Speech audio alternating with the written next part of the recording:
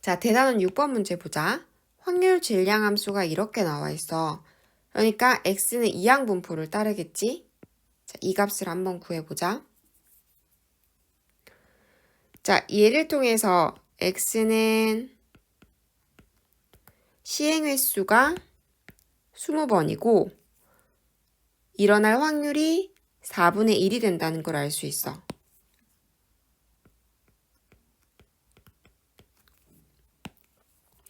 자, 4분의 1인지 4분의 3인지는 어떻게 알지? 여기 보면 x번 일어나는 경우라고 나와 있잖아. 따라서 일어나는 확률이 x번이 되어 있기 때문에 이게 같은 4분의 1이 확률이 돼.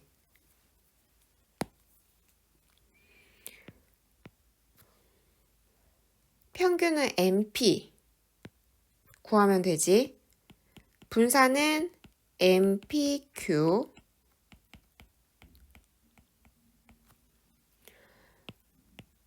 얘는 랑 같잖아. 따라서 두 개를 더해주면 20. 자, 7번 문제 보자. x가 이항 분포를 따르고 분산이 주어졌고 이렇게 나와 있대. 평균 한번 구해보자. 분산은 MPQ, 평균은 MP잖아. 얘는 뭘까? 자, 얘는 독립시행을 써야 할 것 같아. 자, 앞에 15가 곱해져 있지? 그리고 n번 나올 확률은 n번 중에서 n번 다 나왔다는 거잖아? 이렇게 돼. 그 다음에 n-1번 나올 확률은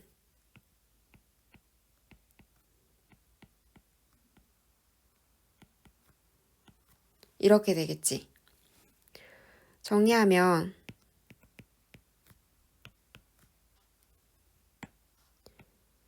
얘는 NC1이랑 같잖아?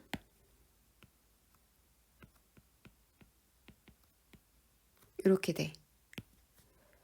자, 양변을 P의 n-1로 나누자.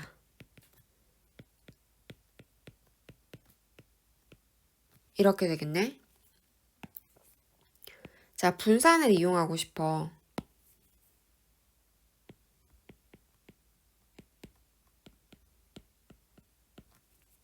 그러면 어떻게 하면 좋을까? MPQ, NQ. 양변에 P를 곱하자. 그러면 MPQ 15P 제곱되고 MPQ는 16분의 15지.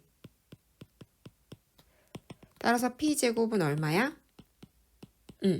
따라서 P는 플러스 마이너스 4분의 1인데 확률이잖아. 확률은 양수여야 되지. 0 이상이어야 되지. 이렇게 돼. 그런데 n을 알아야 되는데 어떡하지? 자, 얘를 다시 한번 이용해 볼까?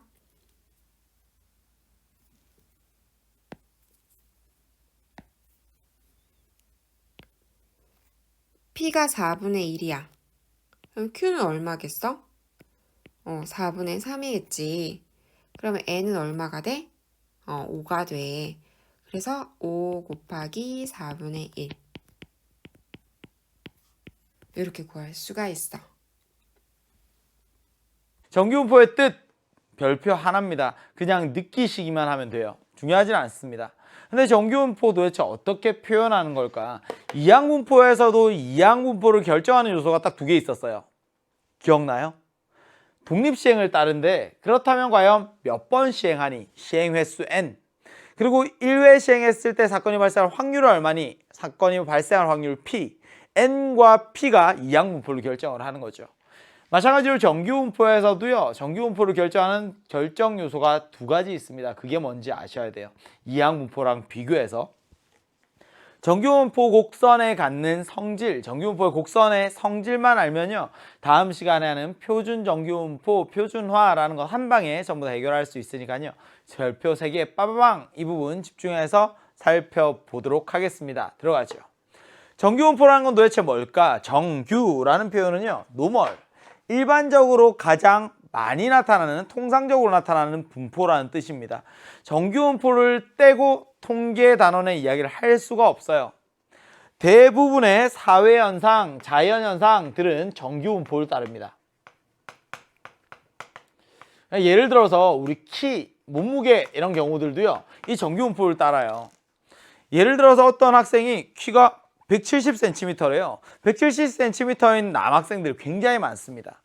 근데 어떤 친구는 키가 180cm래요. 180cm의 친구는 다소 조금 적죠.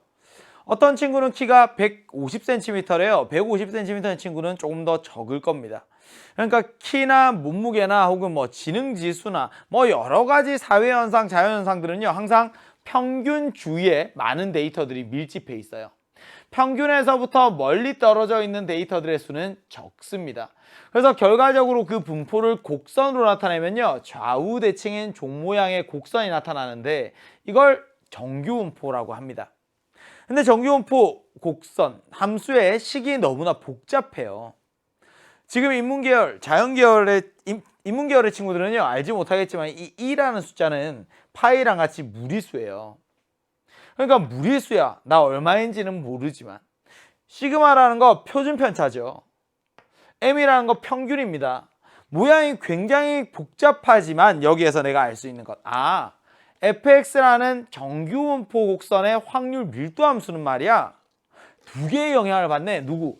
평균과 표준 편차. 이 둘의 영향을 받아요.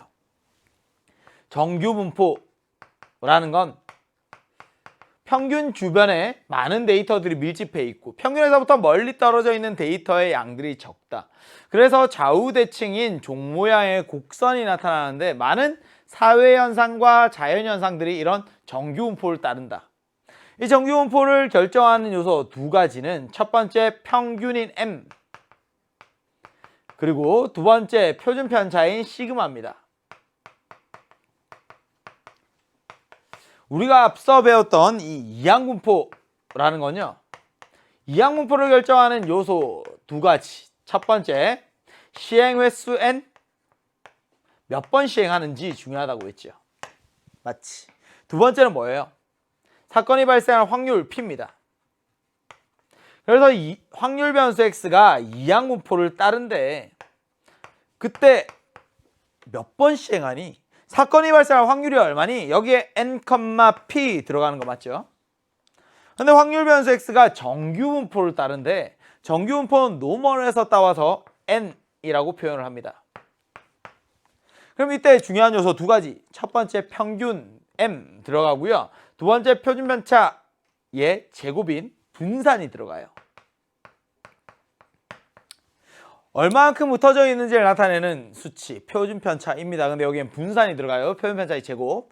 그래서 오른쪽에 있는 이항분포를 결정하는 요소, 시행 횟수와 확률, 그 다음 정규분포를 결정하는 요소, 평균과 표준 편차, 이렇게 둘을 비교해서 정리해 두시기 바래요.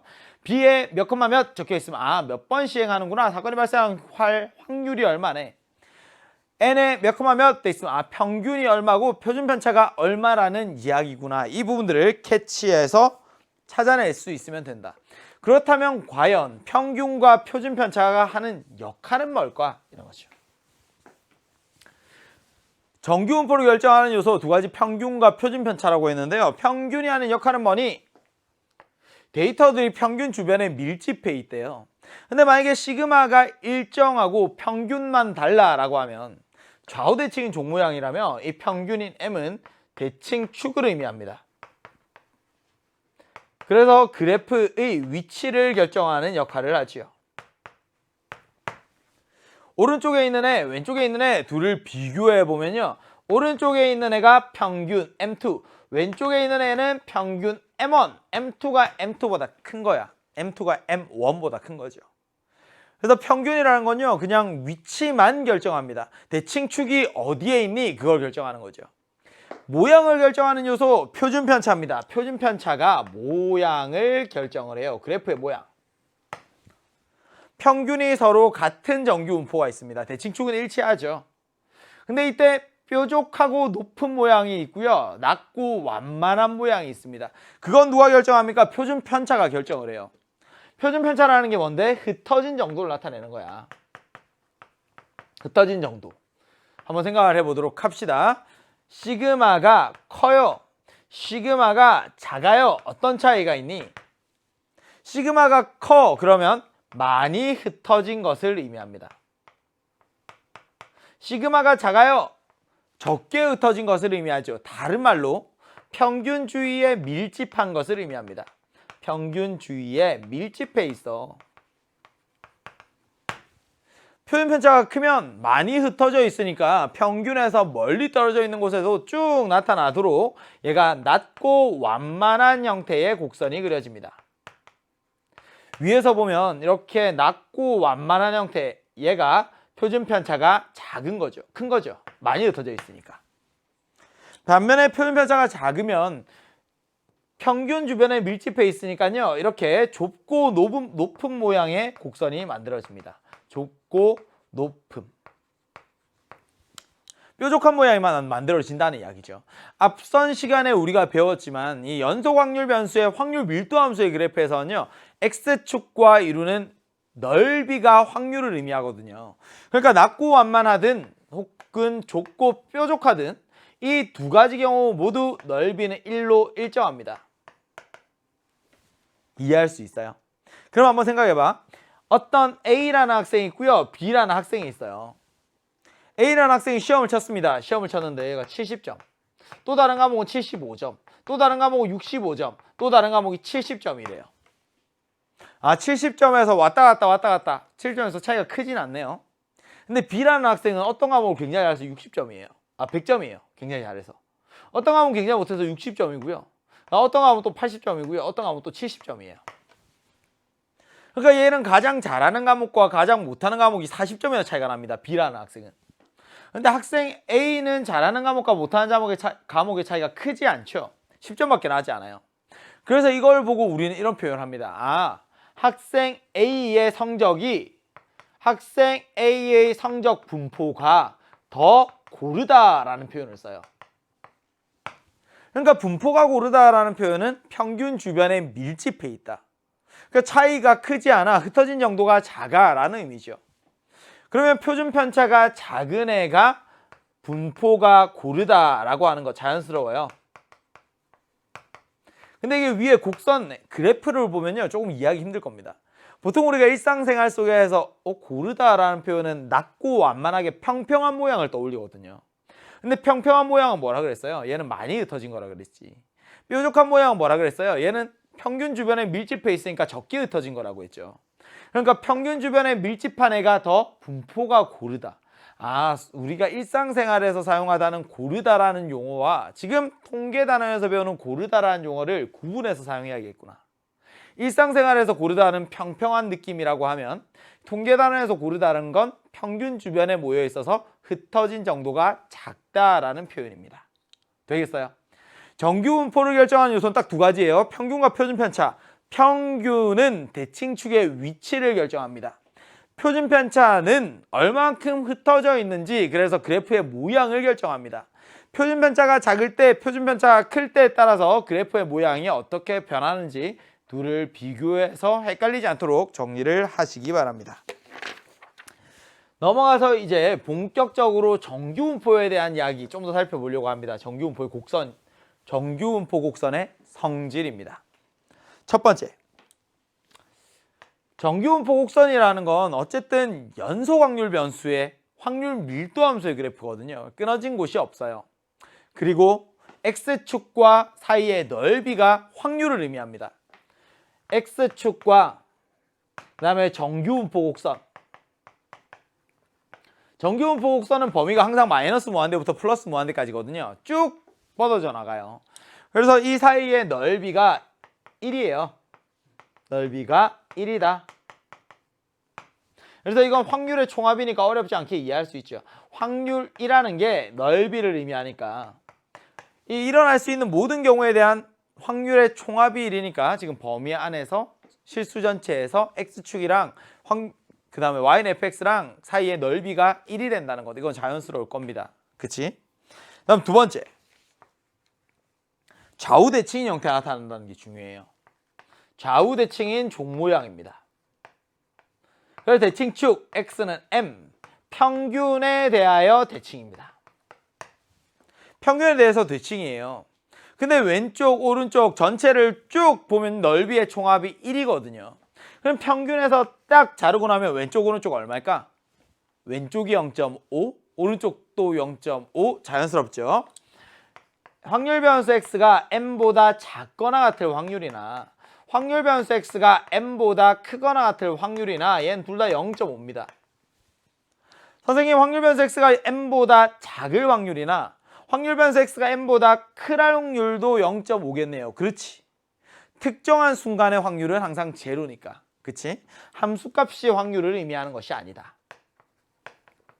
함수값이 확률을 의미하는 것이 아니다. 확률을 의미하는 건 누구라고요? 넓이라고요. 그래서 등호가 들어가나 들어가지 않느냐 확률의 변화는 없다는 것 이해할 수 있죠? 선생님, 그럼 만약에 누군가 이런 걸 물어봤어요.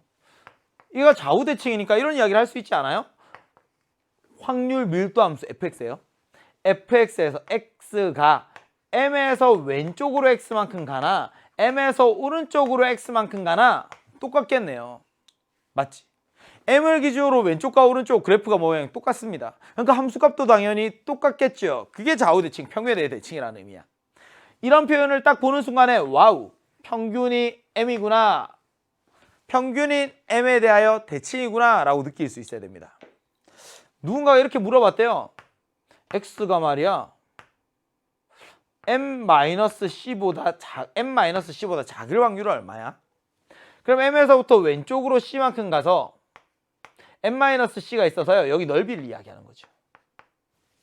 근데 이 넓이는 m에서부터 오른쪽으로 c만큼 가서 여기 m 플러스 c의 오른쪽 넓이랑도 같거든요. 아, 이거 이해할 수 있어요. x가 m 플러스 c보다 크거나 같을 확률이랑 똑같아요. m을 기준으로 왼쪽으로 오른쪽으로 똑같은 거리만큼 가면 함수값도 당연히 같을 거고 걔를 기준으로 좌우 밖에 있는 부분의 넓이도 똑같을 거야. 자연스럽잖아. 맞아? 확률 밀도 함수니까 당연히 fx는 0보다 크거나 같을 텐데 우리 대칭에 대한 이야기 했습니다. 좌우 대칭을 이용해서 우리 퍼즐 맞추는 것처럼 계속 넓이들 더하고 빼고 소수점 안에 넷째 자리까지 계산들을 계속 할 거예요. 그러니까 다른 계산들은 없습니다. 표를 보고 소수점 아래 넷째 자리까지 계산들을 더하고 빼고만 계속 하시면 돼요. 더하고 빼는 걸 계속 해야 돼. 소수점 아래 넷째 자리까지 실수가 꽤 많이 일어날 겁니다. 그래서 계산에 좀 유의를 하시고요. 세 번째, 이 표준 편차라는 애는 그래프의 모양을 결정을 해요. 이건 앞에서 한 거지. 평균이라는 건 말이죠. 그래프에서 대칭축의 위치를 결정을 합니다. 곡선과 x축 사이에 이루는 넓이가 항상 1이라는 건 변하지 않아. 근데 표준 편차가 클 때, 표준 편차가 작을 때 따라서 그래프의 모양이 달라져요. 앞에 설명한 거지. 표준 편차가 커요. 그럼 많이 흩어져 있는 거야. 낮고 완만한 모양이 그려지겠지요. 표준 편차가 작습니다. 그러면 평균 주변에 밀집한 거야. 좁고 뾰족한 모양이 나타나겠지요. 마지막 이 네 번째가 이해하기가 힘들 텐데요. 통계 단원에서는 삘릴리 함이 알려져 있어 라는 표현을 많이 사용합니다.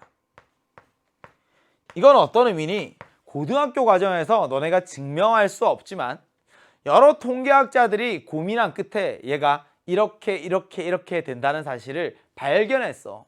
그러니까 여러분들은 그냥 증명 없이 받아들일 수 있어야 돼 라고 이야기하는 거죠. 다른 수학 과목이랑은 조금 다릅니다. 우리가 미적분 공부하고 할 때는요, 전부 다 증명하고 유도해서 사용해요. 증명하고 유도하지 않으면 그거 제대로 된 공부가 아니야 라고 생각해. 최상위권이라면 당연히 증명해봐야지 라고 이야기를 하죠. 하지만 통계단원에서 뭐라고?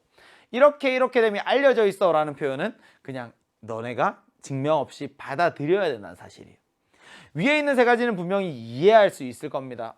넓이가 1라는 것, 평균에 대해 좌우대칭이라는 것, 그래프의 모양을 결정하는 건 표준 편차고 대칭표의 위치를 결정하는 건 평균이라는 것. 이건 어려운 흐름들이 아니거든요. 근데 네 번째, 정규분포 곡선을 결정하는 건 평균과 표준 편차, 시그마인데 근데 이건 정규분포마다 다 다를 수 있거든요. 근데 얘가 달라지더라도 항상 변하지 않는 사실이 있습니다. 그게 뭔데요? 표준 편차라는 게 평균에서부터 얼마만큼 떨어져 있는지 표준 편차의 실수 배 떨어진 곳에 상대적인 위치가 일정해요. 상대적인 위치가 같다. 말이 어렵죠. 혹은 그 사이에 들어있는 데이터 양이 같습니다. 무슨 말이냐면 선생님 어떤 정규분포는요 평균이 10이고 표준편차가 3이래요. 어떤 정규분포는요 평균이 10이고 표준편차가 3이래요. 선생님 또 어떤 정규분포는요 평균이 20이고 표준편차가 5래요. 그랬어. 평균과 표준편차가 다르죠. 하지만 평균에서부터 플러스 마이너스 1시그마만큼 떨어진 곳에 혹은 플러스 마이너스 2시그마만큼 떨어진 곳에 혹은 플러스 마이너스 3시그마 안에 떨어진 곳에 그 안에 넓이는 항상 일정하다라는 이야기예요. 선생님 평균이 10이고요. 표준편차가 3입니다. 그럼 10에서 오른쪽으로 3만큼 13, 왼쪽으로 3만큼 17 갔을 때 이 왼쪽으로 3만 갔을 때 7, 이 안에 있는 넓이나 평균이 20이고 표준편차가 5입니다. 20에서 오른쪽으로 5만큼 25, 왼쪽으로 5만큼 15, 이 안에 들어있는 데이터의 양이나 똑같다는 이야기예요. 평균에서부터 표준편차의 플러스 마이너스 1시그마, 플러스 마이너스 2시그마, 플러스 마이너스 3시그마 안에 들어있는 양은 항상 변하지 않고 일정합니다. 이렇게. 평균에서 플러스 마이너스 1시그마 안에는 약 68.3%의 데이터가 들어갑니다. 평균에서부터 플러스 마이너스 2시그마 안에는 약 95.4%가 들어갑니다. 평균에서부터 플러스 마이너스 3시그마 안에는 약 99.7% 그러니까 거의 대부분이 다 들어가요.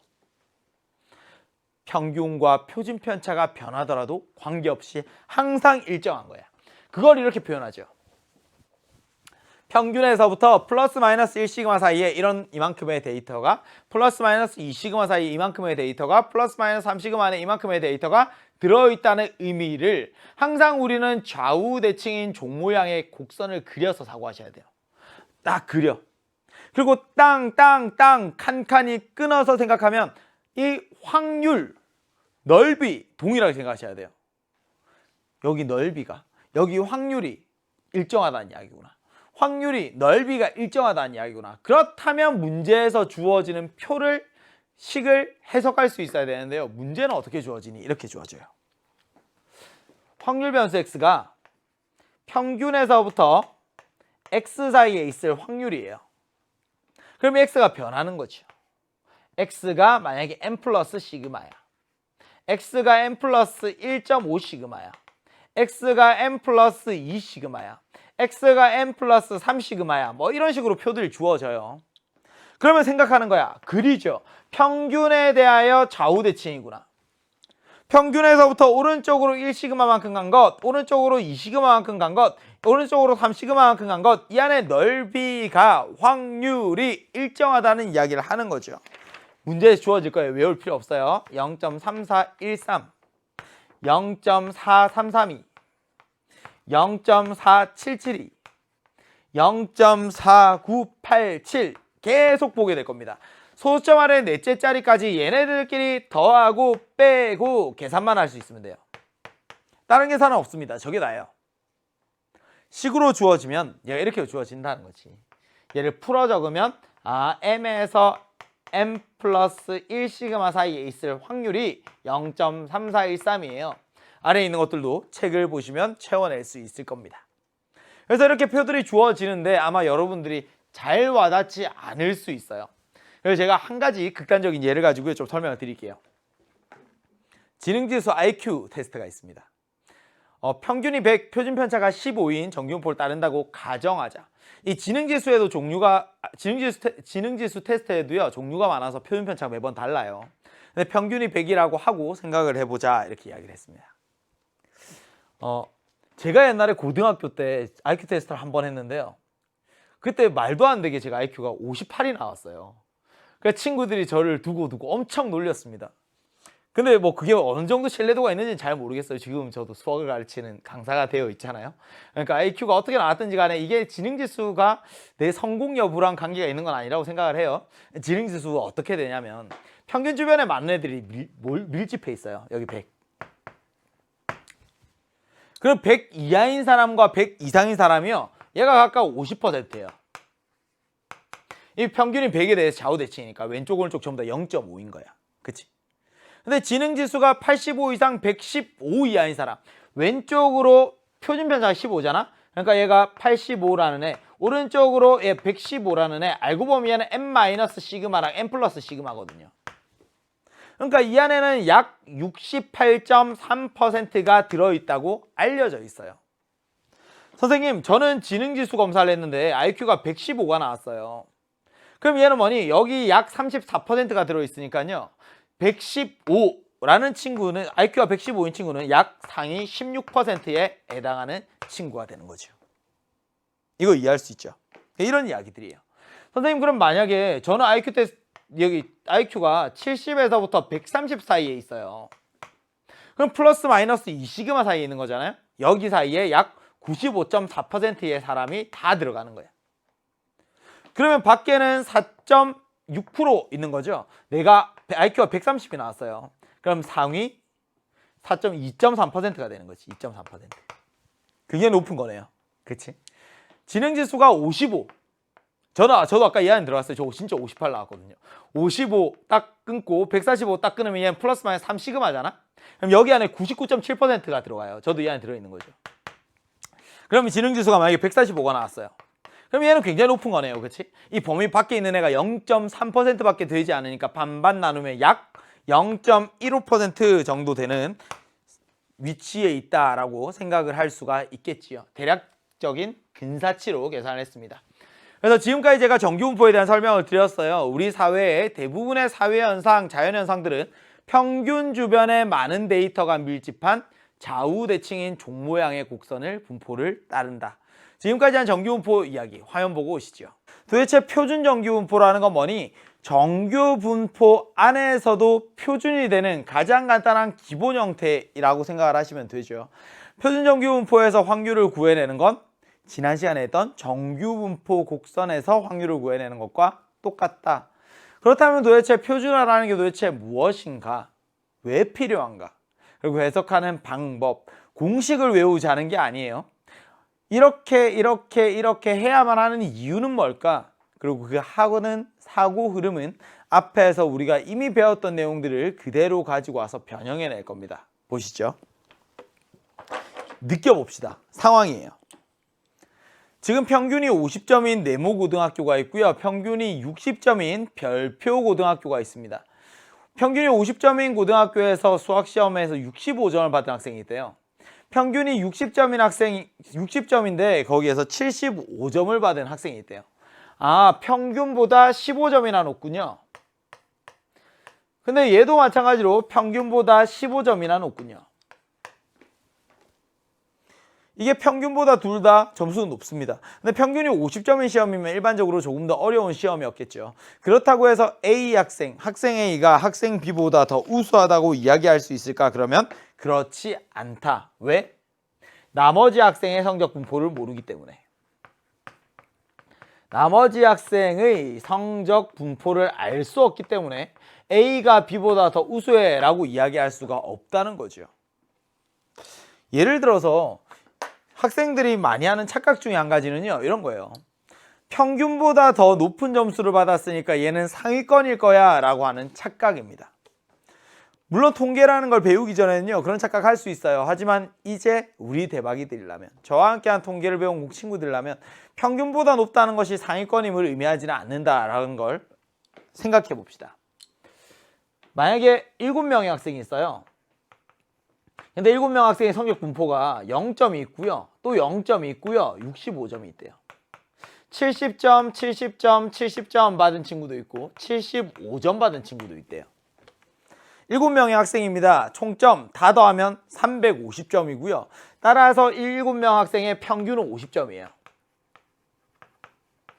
근데 이 65점인 학생 느껴져요? 평균보다 점수는 높습니다.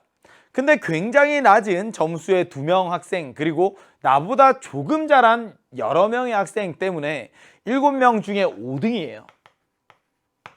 어떻게 등수만 놓고 생각을 하면 7명 중에 5등이면 사실 중간도 못한 거잖아요. 등수는 등수는 어쩌면 하위권에 가깝습니다.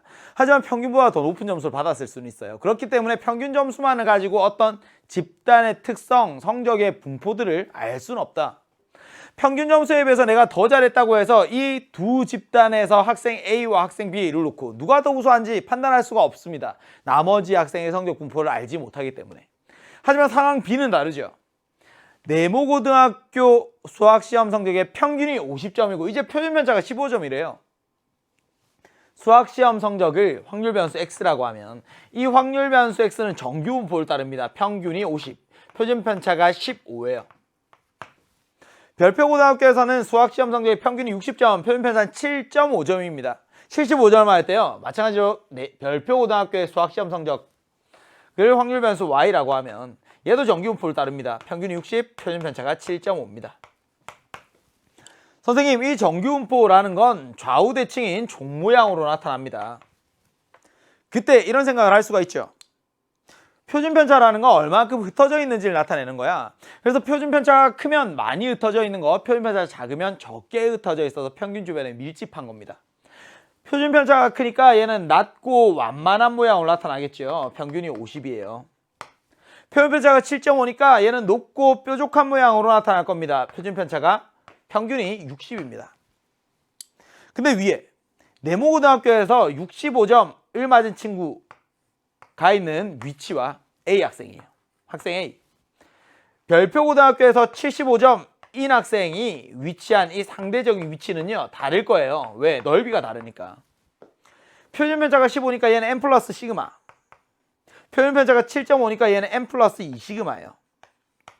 우리가 지난 시간에 함께 정리해봐서 알지만 평균과 표준편차가 달라지더라도 평균에서부터 표준편차의 몇 배 안에 들어있는 애들의 데이터량은 변하지 않아. 평균에서부터 오른쪽으로 1시그마만큼만 갔어? 평균에서부터 오른쪽으로 1시그마만큼 갔을 때 넓이는 똑같아. 근데 2시그마만큼 갔잖니. 그래서 그때 상대적인 위치를 이랬습니다. 얘는 약 상위 16%야. 얘는 약 상위 2.3%야. 기억나요? 그러니까 학생 B가 학생 A에 비해서 더 우수한 성적을 받았습니다 라고 이야기할 수 있어요. 실제 대학에서도요, 학생들을 평가할 때 이런 요소들을 반영을 합니다. 평균 점수에 비해서 표준편차가 몇 점인데 얘는 몇 점을 받았으니까 상위 몇 % 정도 되는 친구구나, 이런 것들을 계산해낼 수 있어요. 흔히 Z점수라고 이야기를 하죠. 우리가 지금 필요로 하는 건요, 이런 거예요. 지금 A와 B를 비교하고자 했는데 서로 다른 정규분포 안에 있습니다. 서로 다른 정규분포 안에 있는 애들을 하나의 정규분포 안으로 바꾸어서 서로 다른 집단에 있는 대상의 상대적인 위치를 하나의 정규분포 안으로 옮겨서 생각할 수는 없을까? 그걸 바로 표준화라고 합니다.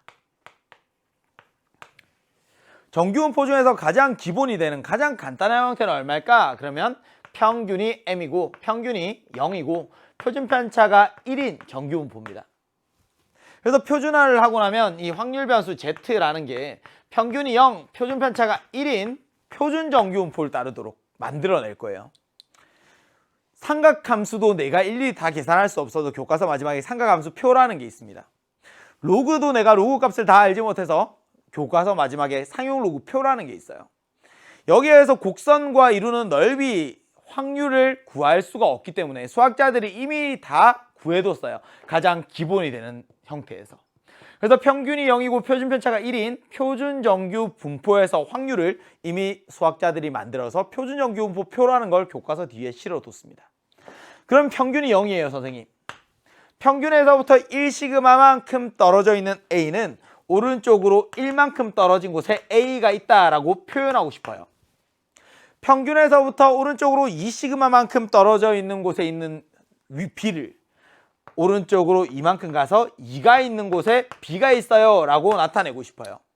그러면 서로 다른 집단 안에 있는 A와 B의 상대적인 위치를 하나의 정규분포 안으로 가지고 와서 객관적인 위치 비교를 할 수 있어진다는 거죠.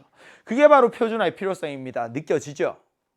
서로 다른 집단에 있으면 비교하기 힘들잖니. 그래서 평균에서부터 표준편차가 몇 배만큼 떨어져 있는지 그것을 가지고 똑같은 표준 정규 분포 안으로 가지고 와서 사고하겠다는 거죠.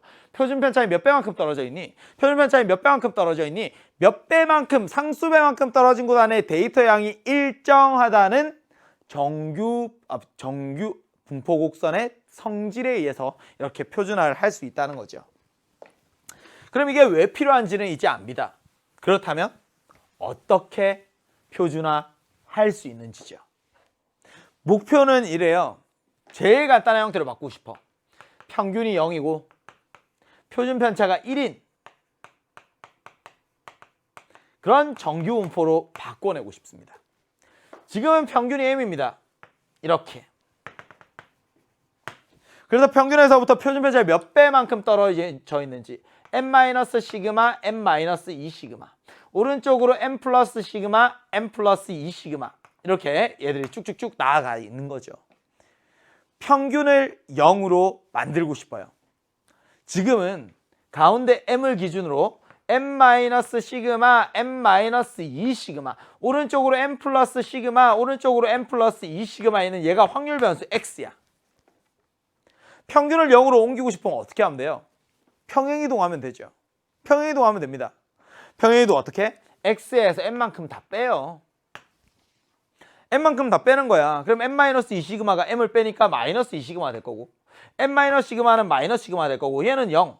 오른쪽으로 시그마, 오른쪽으로 2 시그마가 되겠죠. 얘가 뭐니? x-m이라는 확률 변수의 흐름이에요. 그치? 이렇게 가는 거야. x에서 m을 전부 다 빼고 나면요. 평균이 0이 됩니다. 하지만 평행이동이니까 모양은 변하지 않아. 위치만 변하는 거예요. 대칭축만. 표준 편차는 여전히 시그마예요.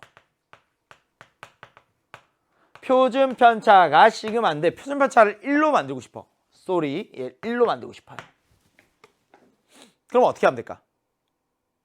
우리 ax 플러스 b의 평균과 분산과 표준 편차 기억나요? 그러니까 여기 몇 배 있는지에 따라서 표준 편차가 영향을 받는 거잖아. 표준 편차가 만약에 3이야. 1로 만들고 싶어요. 그럼 3분의 1 곱해주면 되죠. 표준 편차가 5야. 그럼 5분의 1 곱해주면 돼요. 시그마로 나눠버리면 돼. x-m을 시그마로 나눠버리면 평균이 0, 표준 편차가 1인 애가 되더라는 거죠. 그러면 x-m을 시그마로 나눈 얘는 얘가 마이너스 2, 마이너스 1, 0, 1, 2, 와우 이렇게 만들고 싶었다는 이야기예요. 위에서 주어져 있는 평균이 m이고 표준 편차가 시그마인 정규 분포를 표준화하면 평균이 0, m 플러스 시그마가 1, m 플러스 2 시그마가 2, m 마이너스 시그마가 마이너스 1, m 마이너스 2 시그마가 마이너스 2 이렇게 바꿔낼 수 있다는 이야기지. 어떻게 하면 x에서 m을 빼고 시그마로 나누면 얘가 표준화하는 방법입니다. 정규분포를 표준화하는 방법. x가 정규분포를 따라요. 평균이 m이고 표준 편차가 시그마입니다. 그런데 x에서 m을 빼고 시그마를 나눈 새로운 확률 변수 z를 만들어요.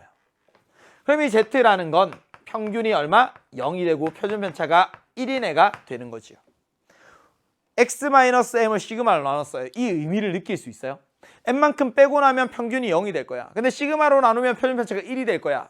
외우는 게 아니라 느끼는 거야. 그냥 외우는 게 아니라 느끼는 거죠. 이게 되면요. 이제 이런 곡선들을 받아들일 수 있어집니다. 평균에서부터 오른쪽으로 1시그마만큼, 평균에서부터 오른쪽으로 1.5시그마만큼, 평균에서부터 오른쪽으로 2시그마 혹은 3시그마만큼 그 안에 있는 데이터량은 확률은 변하지 않아. 근데 표준화한 거죠. Z는 뭐냐면 말이야. X에서 평균을 빼고 시그마 표준 편차를 나눈 거예요. 그러면 정규 분포가 표준 정규 분포가 되는 거지. 평균이 0입니다. 표준 편차가 1이에요. m 플러스 시그마 사이에 있는 넓이가 0부터 1 사이에 있는 넓이가 되는 거지. m 플러스 1.5 시그마까지의 넓이가 0부터 1.5까지의 넓이가 돼요. 아, 얘들이 서로 왔다 갔다 동일하게 사고할 수 있어야 되는 거구나. 문제에서 누가 이런 표현을 썼습니다. 선생님, 이 Z라는 애가요 0에서부터 2까지 여기 사이의 넓이가 0.477이에요. 그럼 생각하는 거야. 정규분포 곡선에서 말이야. 평균인 m에서부터 오른쪽으로 한 번, 두 번 가서 여기 m 플러스 2 시그마까지. 이 넓이가 0.4772라는 이야기구나. 그럼 표준화했을 때 이 상수라는 건 Z의 범위라는 건 평균에서부터 표준 편차의 몇 배만큼 떨어져 있었니? 그 상수배를 의미하는 거구나 라고 느낄 수 있으면 되겠습니다. 지금 표준화라는 게 왜 필요합니까? 설명할 수 있어요. 서로 다른 정규분포를 따르는 집단이 있어요.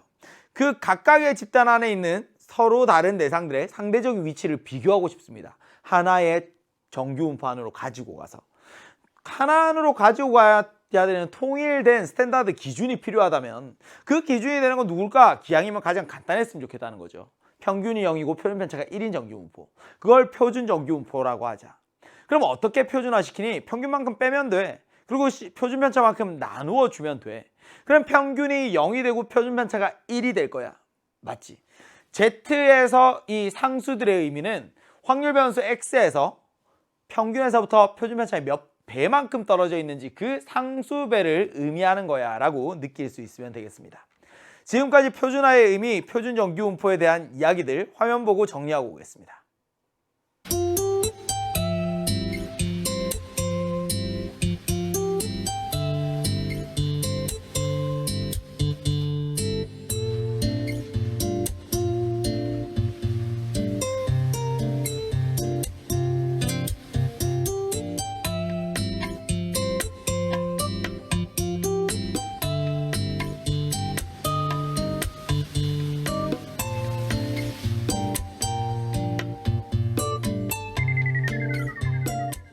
지금 이 표준화라는 것의 의미만 알면 지난 시간에 했던 것과 이번 시간에 하는 것의 차이가 없을 거예요. 똑같습니다.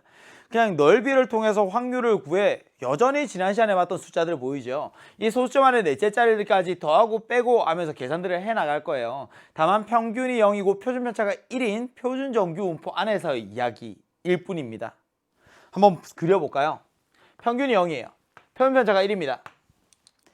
0, 1, 2, 3 여기까지만 한번 해볼까요? 그럼 0에서부터 1까지 뭐라고 했냐면 여기가 0.3413이야. 그리고 0에서부터 2까지 여기가 0.4772야. 0에서부터 3까지 0.4987이야. 0에서부터 1.5까지 0.4332야. 그러면 퍼즐 맞추듯이 칸칸마다 넓이가 있어. 넓이들끼리 더하고 빼고 하는 거죠. 여기에 중요한 것 항상 평균에서부터 생각합니다. 0에서부터 1까지, 0에서부터 2까지, 0에서부터 3까지, 0에서부터 1.5까지가 주어져 있는 거예요. 선생님 만약에 1부터 2까지를 구하려고 하면 어떻게 해야 돼요? 그럼 0에서 2까지에서 0에서 1까지를 빼야 1부터 2까지를 구해낼 수 있는 건 맞죠? 이제 문제 한번 봅시다.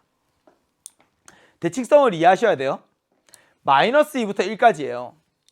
그럼 얘는 이렇게 생각할 수 있지 않니? 마이너스 2부터 1까지면 0부터 2까지 한번 계산, 그리고 0부터 1까지 한번 계산. 이렇게 끊어서 가야 된다는 거지.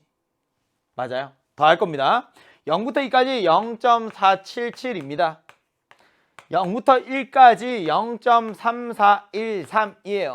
더하면 0.8185가 되겠죠. 굉장히 많이 나오는 숫자 조합입니다. 0.8185. 2번으로 가죠. 2번. 2부터 3까지예요. 항상 기준은 어디부터? 0까지야. 0부터. 그럼 0에서부터 3까지는 알죠? 여기서 뺄 거야. 0에서부터 2까지를. 0부터 3까지는 얼마인데? 0.4987. 0.4987에서 빼죠. 0.4772를.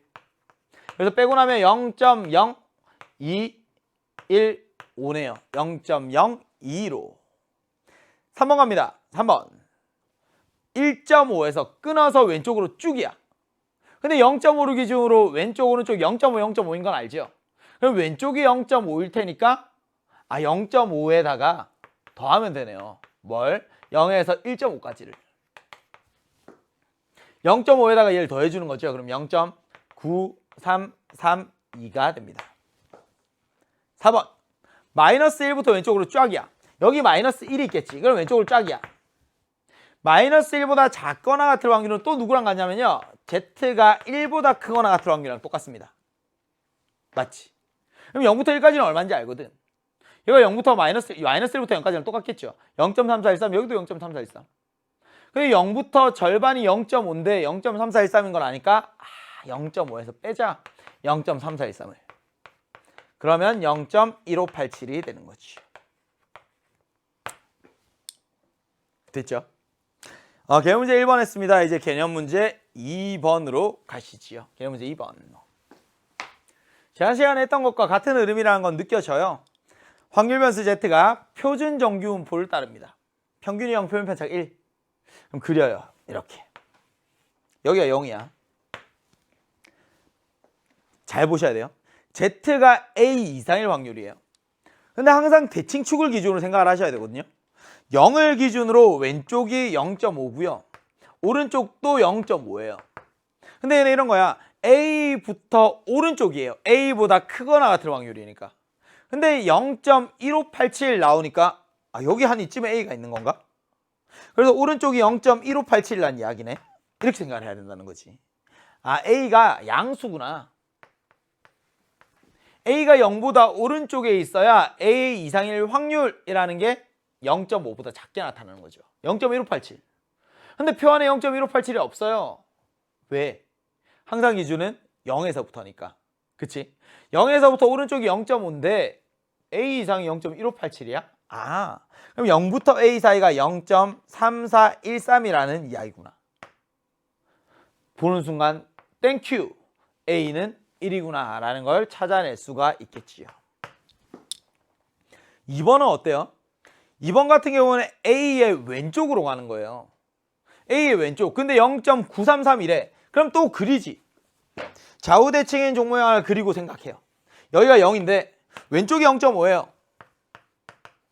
A보다 작거나 같을 확률 A에서 딱 끊어서 왼쪽으로 쫙 가는데 0.933이. 근데 왼쪽이 0.5니까 여기는 0.433이어야겠네요. 보니까 땡큐 A가 1.5네요. 개념 문제 1번에서는 Z의 범위가 주어지면 그러면 확률을 구해내는 연습을 했다고요. 근데 개념 문제 2번은 반대로 가는 거죠. 야, 확률 알려줄게. Z의 범위 거꾸로 찾아낼 수 있니? 앞에 했던 1번은 되는데 2번이 안 되는 친구도 있을 겁니다. 많이 그려보셔야 돼요. 좌우대칭이 0.5, 0.5. 항상 기준이 평균에서부터 시작해서 생각하셔야 돼요. 0을 기준으로 생각하셔야 돼요. A 이상 1.5 이하예요. A 이상 1.5 이하야. A 이상 1.5 이하면 그리죠. 여기가 0. 근데 0.9104면 굉장히 큰 숫자거든요. 거의 다 들어간다는 이야기야. 1.5가 오른쪽에 있겠지. A는 왼쪽에 있어야 된다는 게 느껴는 져. 근데 0에서부터 1.5까지 알죠? 0.433입니다. 그럼 왼쪽이 얼마여야 되니? 0.9104에서 0.4332를 빼면 0.4772. 와우. 그럼 A가 얼마일까? 0부터 2까지가 0.477이니까 A는 0보다 작아야죠.